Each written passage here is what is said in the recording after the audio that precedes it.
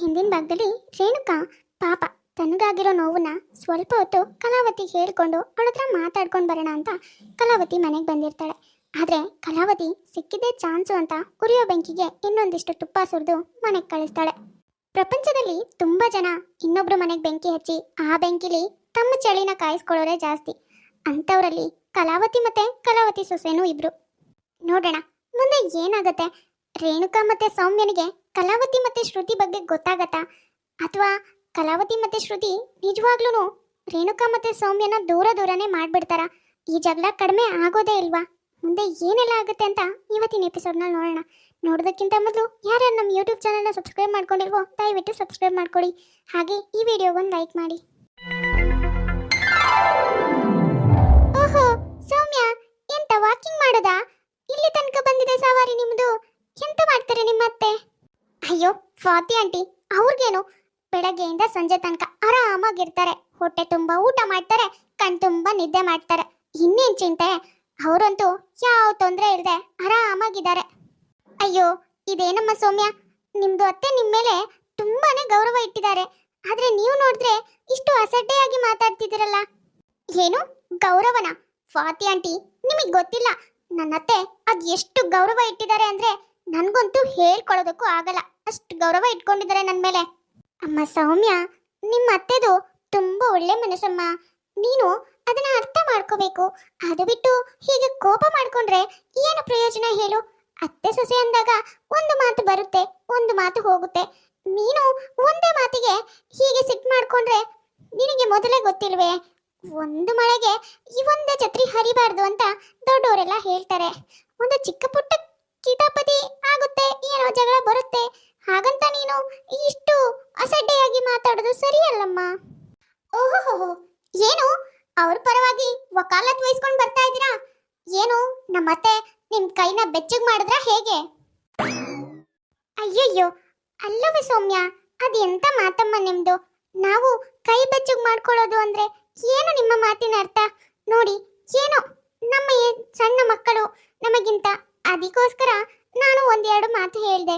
ಅದಕ್ಕೆ ನೀವು ಕೋಪ ಮಾಡ್ಕೊಳ್ಳೋದಾಗ್ಲಿ ಮನಸ್ಸಿಗೆ ತಗೊಳ್ಳೋದಾಗ್ಲಿ ಎಂತ ಮಾಡಬೇಡಿ ಆಯ್ತಾ? ನೋಡಿ, ಅತ್ತೆ ಸೊಸೆ ಇಬ್ರು ಚೆನ್ನಾಗಿರ್ಬೇಕು ಅನ್ನೋದು ನನ್ನ ಉದ್ದೇಶ ಅಷ್ಟೇ. ಓಹೋ ಥ್ಯಾಂಕ್ಸ್ ನಿಮ್ ಕನ್ಸರ್ನಿಗೆ. ನೋಡಿ, ಸುಮ್ಮನೆ ಅವ್ರ ಪರವಾಗಿ ವಕಾಲತ್ ವಹಿಸ್ಕೊಂಡು ಬರಬೇಡಿ. ನೆಕ್ಸ್ಟ್ ಟೈಮ್ ಅವ್ರು ಸಿಕ್ಕಾಗ ಹೇಳಿ ನಿಮ್ ಸೊಸೆ ಜೊತೆ ನೀವು ಸ್ವಲ್ಪ ಸುಮ್ಮನೆ ಇರಿ ಅಂತ. ಅವರಿಗೂ ಅಡ್ಜಸ್ಟ್ ಆಗಕ್ ಬರುತ್ತೆ ತಾನೆ? ಯಾವಾಗ್ಲೂ ನಾನೇ ಆಗ್ಬೇಕಾ? ಛೇ, ಇವಾಗಿನ ಮಕ್ಕಳೇ ಅರ್ಥವೇ ಆಗೋದಿಲ್ಲ ಅಲ್ಲ. ನಾನು ಅಂತದ್ದು ಏನ್ ಹೇಳ್ದೆ ಇವಾಗ? ಅಷ್ಟು ಕೋಪ ಮಾಡ್ಕೊಂಡು ಹೋಯ್ತಲ್ಲ ಬಾಲೆ. ಅಲ್ಲ, ಒಂದ್ ಸ್ವಲ್ಪ ಹೊತ್ತು ನಾನು ಹೇಳಿದ್ದು ಏನು ಅಂತ ಅರ್ಥ ಮಾಡ್ಕೊಂಡಿದ್ರೆ ಇಷ್ಟೊತ್ತಿಗೆ ಸರಿ ಆಗಿರ್ತಿತ್ತಪ್ಪ. ಆ ಬಾಲೆ ಎಂತ ಕೋಪ ಮಾಡ್ಕೊಂಡು ಹೋಗಿದ್ದು ಅಂದ್ರೆ ಛೇ. ಓಹೋ, ಇದೇನಿದು? ಸೌಮ್ಯ ಇಷ್ಟೊತ್ತಲ್ಲಿ ಈ ಪಾರ್ಕಲ್ಲಿ ಕುತ್ಕೊಂಡಿದ್ದಾಳೆ. ಯಾವುದಕ್ಕೂ ಒಂದು ಸ್ವಲ್ಪ ಮಾತಾಡ್ಸ್ಕೊಂಡು ಹೋಗೋಣ. ಏನಾದರೂ ಹೇಳೋದಿದ್ರೆ ಹೇಳ್ಬಿಟ್ಟು ಹೋಗೋದಕ್ಕಾಗುತ್ತೆ. ಅರೆ ಇದೇನೇ ಸೌಮ್ಯ, ನೀನು ಈ ಪಾರ್ಕಲ್ಲಿ ಬಂದು ಕೂತಿದ್ಯಾ? ಅದು ಇಷ್ಟೊತ್ತಿಗೆ ಯಾಕೆ? ಅಯ್ಯೋ ಅದು ಏನು ಅಂತ ಹೇಳೆ. ನಮ್ಮನೆ ಮುದುಕಿ ಒಂದು ಕೆಲಸನೂ ಮಾಡಲ್ಲ ಕಣೆ, ಎಲ್ಲಾನು ನಾನೇ ಮಾಡಬೇಕು. ನನಗಂತೂ ಕೆಲಸ ಮಾಡಿ ಮಾಡಿ ಸಾಕಾಗುತ್ತೆ.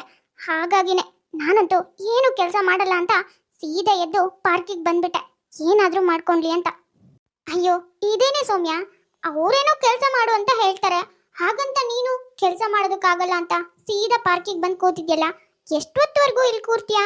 ರಾತ್ರಿ ಆದರೂ ನೀನು ವಾಪಸ್ ಹೋಗ್ಲೇಬೇಕು ತಾನೇ? ಅದೇನೋ ಹೌದು ಕಣೆ. ಅದಕ್ಕೆ ಕಣೆ ನಂತರ ಮಾಡಬೇಕು. ನೋಡು, ಅವ್ರೇನಾದರೂ ಕೆಲಸ ಹೇಳ್ತಾರೆ ಅಂತ ಗೊತ್ತಿರುತ್ತಲ್ವಾ, ಅದಕ್ಕೆ ನಾವು ಬೆಳಗ್ಗೆ ಹೇಳುವಾಗಲೇ ಅಯ್ಯೋ ನನಗದ್ ನೋವು ಇದು ನೋವು ಅಂತ ಶುರು ಮಾಡ್ಕೊಂಡು ಬಿಡ್ಬೇಕು. ಹಾಗೆ ಮಾಡ್ಕೊಂಡ್ರೆ ಅವರು ಕೆಲಸ ಹೇಳಲ್ಲ. ಮನೆಯವ್ರು ಕೂಡ ಪಾಪ ಅವಳಿಗೆ ಹುಷಾರಿಲ್ಲ, ಅವಳ ಹತ್ರ ಏನು ಕೆಲಸ ಮಾಡಿಸ್ತೀಯಾ ಅಂತ ಹೇಳ್ತಾರೆ. ಅವಾಗ ನಾವಂತೂ ಆರಾಮಾಗಿರ್ಬೋದಾ? ನಾನು ಡೈಲಿ ಹಾಗೆ ಮಾಡೋದು ಕಣೆ. ಅದಕ್ಕೆ ನಮ್ಮ ಅತ್ತೆನೆ ಮನೆ ಎಲ್ಲ ಕೆಲಸನೂ ಮಾಡೋದು. ಏನ್ ಹೇಳ್ತಿದೀಯ ಶ್ರುತಿ ನೀನು? ನೀನು ಹೇಳ್ತಿರೋದು ನಿಜಾನಾ? ಅಯ್ಯೋ ನಾನು ನಿಜಾನೇ ಹೇಳ್ತಿರೋದು ಕಣೆ. ನಾನಂತೂ ಮನೇಲಿ ಒಂದು ಕೆಲಸನೂ ಮಾಡಲ್ಲ. ಯಾವಾಗಲೂ ಇದೇ ಪ್ಲಾನ್ ವರ್ಕ್ ಆಗುತ್ತೆ ನನಗೆ. ನೀನು ಬೇಕಾದ್ರೆ ಟ್ರೈ ಮಾಡು. ನಿಮ್ಮ ಅತ್ತೆನ ಮೂಲೆ ಗುಂಪು ಮಾಡೋದಕ್ಕೆ ಇದೇ ಒಳ್ಳೆ ಐಡಿಯಾ ಕಣೆ. ಹೇಗೂ ಮನೆ ಎಲ್ಲ ಕೆಲಸನೂ ಅವರೇ ಮಾಡಿದ್ರೆ ಆದಷ್ಟು ಬೇಗ ಮೂಲೆ ಸೇರ್ತಾರೆ. ಅವಾಗ ನೀನು ಆರಾಮಾಗಿ ನಿನ್ನ ರಾಜ್ಯಭಾರ ಮಾಡ್ಬೋದು. ಹೌದು ಕಣೆ, ನೀನು ಹೇಳ್ತಿರೋದು ಸರಿಯಾಗಿದೆ. ಅತ್ತೆನ ಆದಷ್ಟು ಬೇಗ ಮೂಲೆಗೆ ಸೇರಿಸ್ಬಿಡ್ಬೇಕು. ಇಲ್ಲ ಅಂದ್ರೆ ಯಾವಾಗ್ಲೂ ನನ್ನ ಬಗ್ಗೆ ಅದು ಇದು ಅಂತ ಚಾಡಿ ಹೇಳ್ತಾನೆ ಇರ್ತಾರೆ. ಅದನ್ನ ಕೇಳಿಸ್ಕೊಳ್ಳೋದಕ್ಕೆ ಆಗಲ್ಲ. ಅದು ಅಲ್ಲದೆ ಇಡೀ ಮನೇಲಿ ಏನೇ ಮಾಡ್ಬೇಕಂದ್ರೂ ಅವ್ರು ಹೇಳಿದ್ದನ್ನೇ ಮಾಡ್ಬೇಕು ಕಣೆ. ನನ್ಗಂತೂ ಸಾಕಾಗಿದೆ.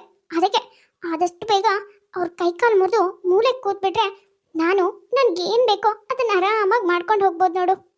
ಒಳ್ಳೇದಾಯ್ತು. ಅತ್ತೆ ಸೊಸೆ ಇಬ್ರು ಜಗಳ ಮಾಡ್ಕೊಳ್ತಾ ಇರ್ಬೇಕು.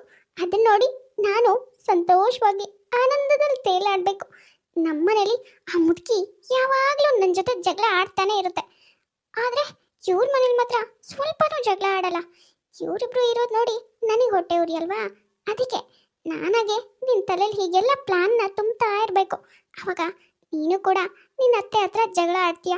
ಅವಾಗ ಅದನ್ನ ನೋಡಿ ನನಗಂತೂ ತುಂಬಾ ಅಂದ್ರೆ ತುಂಬಾನೇ ನೆಮ್ಮದಿ ಸಿಗತ್ತೆ. ಅದೇನೋ ಗೊತ್ತಿಲ್ಲ, ಒಳ್ಳೇದು ಯಾರೇ ಹೇಳಿದ್ರು ಅದು ನಮ್ಮ ತಲೆಗೆ ಬೇಗ ಹೋಗೋದೇ ಇಲ್ಲ. ಅದೇ ಕೆಟ್ಟದ್ದು ಯಾರೇ ಹೇಳಿದ್ರು ಚಿಕ್ಕವರೇ ಹೇಳಿ ದೊಡ್ಡವರೇ ಹೇಳಿ ಅದು ತುಂಬಾ ಬೇಗ ನಮ್ಮ ತಲೆಗೆ ಹೋಗುತ್ತೆ. ಹಾಗಾಗಿನೇ ಸೌಮ್ಯ ಕೂಡ ಪಾಪ ಶ್ರುತಿ ಹೇಳೋದೆಲ್ಲ ಒಳ್ಳೇದಕ್ಕೆ ಅನ್ಕೊಂಡು ಶ್ರುತಿ ಮಾತನ್ನ ನಂಬ್ತಾಳೆ. ಓಹೋ, ಏನು ಮಹಾರಾಣಿದು ಸವಾರಿ ಎಲ್ಲಿಗೆ ಹೋಗುತ್ತೋ ಏನೋ ಇವಾಗ ಬರ್ತಾ ಇದೆ.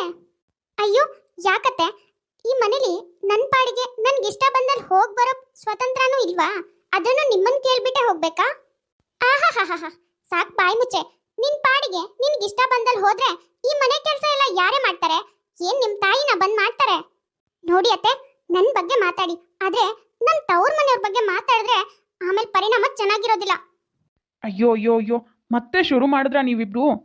ನೋಡಿ ಮಾವ, ನನ್ ಸೊಂಟ ನೋವು ಅಂತ ಒಂದ್ ಸ್ವಲ್ಪ ಹೊರಗಡೆ ವಾಕ್ ಮಾಡ್ಕೊಂಡ್ ಬರೋಣ ಅಂತ ಹೋಗಿದ್ದೆ. ಆದ್ರೆ ಅತ್ತೆ ನನ್ನ ಹತ್ರನೇ ಇಡೀ ಮನೆ ಕೆಲಸ ಮಾಡ್ಬೇಕು ಅಂತ ಕಾದ್ ಕೂತಿದ್ದಾರೆ. ಈ ಸೊಂಟ ನೋವಲ್ಲಿ ನಾನು ಹೇಗ್ ಮಾವ ಈ ಮನೆ ಕೆಲಸ ಮಾಡ್ಲಿ? ನೀವೇ ಹೇಳಿ. ಅಯ್ಯೋ ಅಯ್ಯೋ ಅಯ್ಯೋ ಅಯ್ಯೋ ದೇವ್ರೇ, ಎಂತ ಮಾತು ಹೇಳ್ತಿದ್ಯೆ? ಅಲ್ಲ ಕಣೆ, ನನ್ನ ಎದುರಿಗೆ ನಿಂತ್ಕೊಂಡು ತಲೆ ಮೇಲೆ ಹೊಡೆದರಾಗೆ ಸುಳ್ಳು ಹೇಳ್ತಿದ್ಯಲ್ಲೇ ರೀ. ಇವಳು ಎಲ್ಲೋ ಸುತ್ತಾಡಕ್ ಹೋಗಿ ಈಗ ಸೊಂಟ ನೋವು ಅದು ಇದು ಅಂತ ಕತೆ ಕಟ್ತಿದ್ದಾಳೆ. ಈ ಮನೆ ಕೆಲಸ ಮಾಡೋದಕ್ಕೆ ಬಗ್ದೇನೆ. ನೋಡ್ರ ಮಾವ ಹೇಗೆ ಹೇಳ್ತಿದ್ದಾರೆ ನನ್ನ ಮಾತನ್ನ. ನಿಮ್ ಹೆಂಡತಿ ನಂಬೋದೇ ಇಲ್ಲ. ಹೀಗಿರುವಾಗ ನಾನು ಏನ್ ಹೇಳಿದ್ರು ಸತ್ಯ ಅಂತ ಅವ್ರಿಗೆ ಹೇಗೆ ಅನ್ಸುತ್ತೆ ಹೇಳಿ? ಸೊಂಟ ನೋವುನೇನು ಸೊಂಟ ಕಿತ್ಬಿಟ್ಟು ತೋರ್ಸೋದಕ್ಕಾಗತ್ತಾ?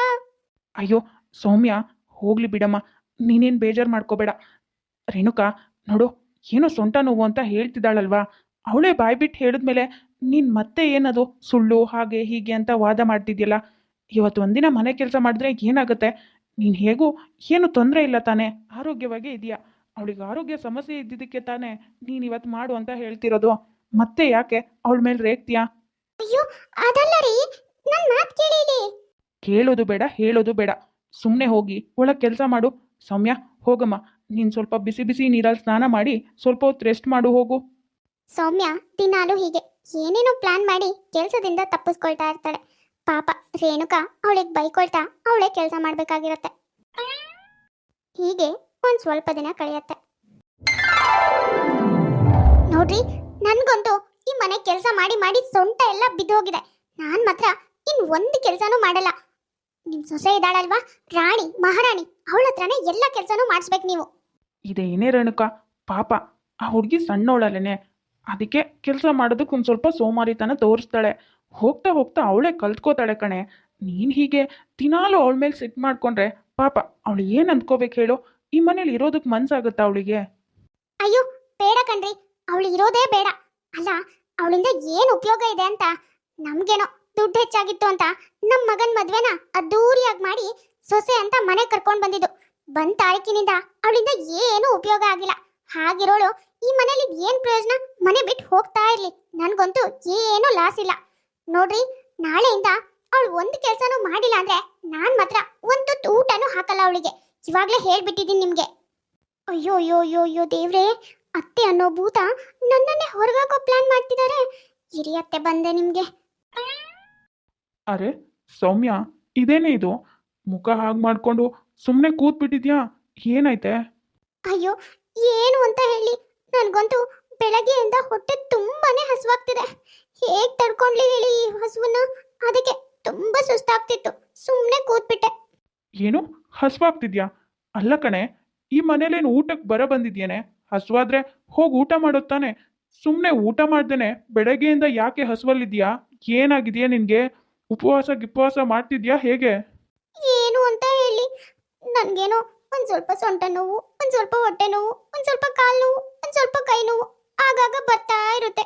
ಹಾಗಾಗಿ ಕೆಲಸ ಮಾಡೋದಕ್ಕೆ ಆಗಿಲ್ಲ. ಅದಕ್ಕೆ ಒಂದು ಸ್ವಲ್ಪ ದಿನದಿಂದ ನಿಮ್ಮ ತಾಯಿನೇ ಎಲ್ಲ ಕೆಲಸ ಮಾಡ್ತಿದ್ದಾರೆ. ಅದೇ ಕಾರಣಕ್ಕೆ ನಾನು ಮನೇಲಿ ಏನು ಕೆಲಸ ಮಾಡಲ್ಲ ಅಂತ, ನನಗೆ ಊಟ ಹಾಕಲ್ಲ ಅಂತ ಮಾತಾಡ್ತಾ ಇದ್ರು. ಅಷ್ಟೆಲ್ಲ ಕೇಳಿಸ್ಕೊಂಡ್ಮೇಲೆ ನಾನು ಹೇಗೆ ಊಟ ಮಾಡಲಿ ಹೇಳಿ? ಮುಂದೆ ಸ್ಟೋರಿ ಏನಾಗುತ್ತೆ, ಅತ್ತೆ ಸೊಸೆ ಇಬ್ರು ಇನ್ನು ಏನೆಲ್ಲ ಕಿತಾಪತಿ ಮಾಡ್ತಾರೆ ಅನ್ನೋದನ್ನ ನೆಕ್ಸ್ಟ್ ಎಪಿಸೋಡ್ನಲ್ಲಿ ನೋಡೋಣ. ನೋಡಿದ್ರಲ್ಲ ವೀಕ್ಷಕರೇ, ಇವತ್ತಿನ ಈ ನಮ್ಮ ಎಪಿಸೋಡ್ ನಿಮ್ಗೆ ಇಷ್ಟ ಆಗಿದ್ರೆ ಪ್ಲೀಸ್ ನಮ್ಮ ಯೂಟ್ಯೂಬ್ ಚಾನಲ್ನ ಸಬ್ಸ್ಕ್ರೈಬ್ ಮಾಡ್ಕೊಳ್ಳಿ, ಲೈಕ್ ಮಾಡಿ, ಶೇರ್ ಮಾಡಿ, ಹಾಗೆ ಕಮೆಂಟ್ ಮಾಡಿ. ತುಂಬ ಜನ ಹಾಗೆ ವಿಡಿಯೋಸ್ ನೋಡ್ತಾ ಇದ್ರಂತೆ. ಯಾಕೆ? ಯಾರ್ಯಾರು ಹಾಗೆ ವಿಡಿಯೋಸ್ ನೋಡ್ತಾ ಇದ್ರು ದಯವಿಟ್ಟು ದಯವಿಟ್ಟು ಸಬ್ಸ್ಕ್ರೈಬ್ ಮಾಡ್ಕೊಳ್ಳಿ. ಹಾಗೆ ಪಕ್ಕದಲ್ಲೇ ಇರೋ ಬೆಲ್ ಐಕಾನ್ನ ಕ್ಲಿಕ್ ಮಾಡಿ ಆಲ್ ಅನ್ನೋದನ್ನ ಸೆಲೆಕ್ಟ್ ಮಾಡಿ. ನೆಕ್ಸ್ಟ್ ಯಾವುದೇ ವಿಡಿಯೋ ಹಾಕಿದ್ರು ನೋಟಿಫಿಕೇಶನ್ ಬರುತ್ತೆ. ನೋಟಿಫಿಕೇಶನ್ ಮೂಲಕ ನೀವು ವಿಡಿಯೋನ ನೋಡ್ಬೋದು. ಸರಿ, ಹಾಗಾದರೆ ನಾವಿನ್ನು ಹೊರಡ್ತೀವಿ. ನಾಳೆ ಮತ್ತೆ ಅತ್ತೆ ಸೊಸೆ ಒಟ್ಟಿಗೆ ಬರ್ತೀವಿ ಕಿತ್ತಾಡೋಕ್ಕೆ. ನೋಡ್ತಾ ಇರಿ.